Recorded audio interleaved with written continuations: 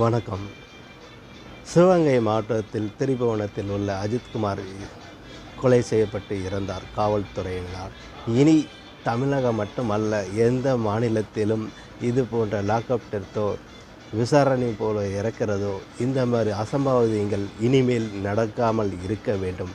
அதற்கு அரசு முழு சுகாதாரம் கொடுத்து அதற்கு சரியான விளக்கம் அளித்து அதுக்கு ஒரு சரியான தீர்ப்பு வழங்க வேண்டும். இதன் மூலமாக சிபிஐ மூலமாக கேஸ் மாற்றப்பட்டு இருப்பினும், அதாவது இந்த இதுக்கு பிரச்சனைக்குரியவரே நிகிதா என்பவர், இவர்தான் கேஸ் கொடுத்து இருக்கிறார். நிகிதா என்பவர் கடந்த 2011 வேலை வாங்கி தருவதாக பல பேரிடம் பல லட்சம் ரூபாய்கள் மோசடி செய்துள்ளார். இது எஃப்ஐஆர் ஏற்கனவே பதிவாகியுள்ளது. ஒன்று. அதுபோக அவருடைய சகோதரர் கவின் என்பவர் உள்பட சேர்ந்து நிறைய தில்லாலங்கடி வேலையும் செய்து உள்ளார், குறிப்பிடத்தக்கதாகும். எனவே ஒரு செயினோ ஒரு பொருளோ காங்கவில்லை என்று எல்லோரும் கம்ப்ளைண்ட் செய்வது வழக்கம்தான், விசாரிப்பதும் போலீஸாரின் வழக்கம்தான்.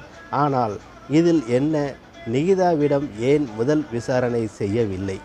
ஏனென்றால் அவர்களே வைத்துக்கொண்டு இல்லை ஆளை பார்க்கவும் நீட்டாக இருக்கிறனால, காரணம் வந்திருக்கிறதுனால, விஐபி உடனே ஃபோன் பண்ணி இது பண்ணுறதுனால தான் அவங்கள அதை விட்டுட்டாங்களா? ஒரு சாதாரண வீல் சேருக்கு வந்த பிரச்சனைகள் ஒரு கொலை வரைக்கும் போய்விட்டது. சாதாரண வீல் சேர் நடக்க முடியவில்லை, தாயார் நடக்க முடியவில்லை என்றால் வீல் சேர் கேட்பார்கள் எல்லா இடங்களிலும். அப்போ அந்த வீல் சேரை கொண்டு வரக்கூடியவர்கள் சாதாரண ஊழியர்களே ஆவார்கள். அந்த ஊழியர்கள் சில பேர் சேரை எடுத்து கொடுத்துட்டு போயிடுவாங்க, சில பேர் கடைசி வரைக்கும் தள்ளி கொண்டு வந்து விட்டுட்டு போவாங்க. இதில் அவங்க ஒரு 100 ரூபா கொடுப்பாங்க. ஆனால் அந்த இடத்துல நாங்கள் 4 பேர் 5 பேர் இருக்கோன்னு சொல்கிறது இது இயல்பு தான், எல்லா இடத்துலையும் நடக்கக்கூடிய ஒரு இயல்பாகவே இருக்கிறது.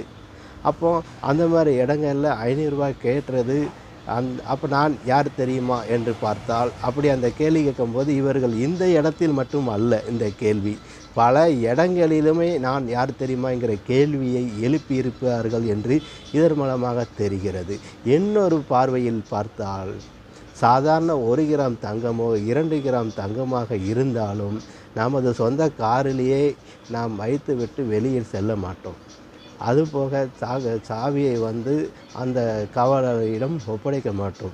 அப்படி ஒப்படைத்தாலோ அந்த தங்க நகையை நாம் கையில் எடுத்து விடுவோம். இது ஏன் அவர்கள் செய்யவில்லை? முதல் காரணம். அப்போ தண்டனைக்குரியது அவர்களுடைய இதாகவும் இருக்கிறது.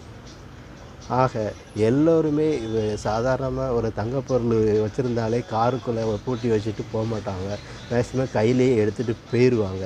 இதுதான் இன்றளவு நடந்துக்கிட்டு இருக்கிறது.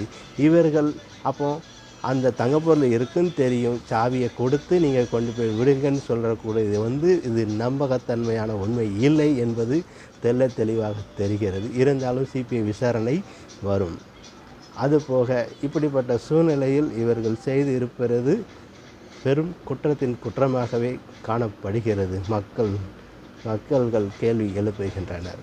ஆகவே இதற்கு ஒரு நல்ல ஒரு தீர்ப்பு வழங்கி இந்த காவலாளிகளுக்கு நல்ல ஒரு தண்டனையை கொடுத்தால் மட்டுமே அடுத்த ஒரு விசாரணைகளுக்கு இதுபோன்ற சம்பவங்கள் நடக்காமல் இருக்கும் என்று நெல்லை மாவட்டத்திலிருந்து வாசகன் ரிப்போர்ட்டர் சார்பாக எனது பணிவான வேண்டுகோளை வைக்கிறேன். நன்றி.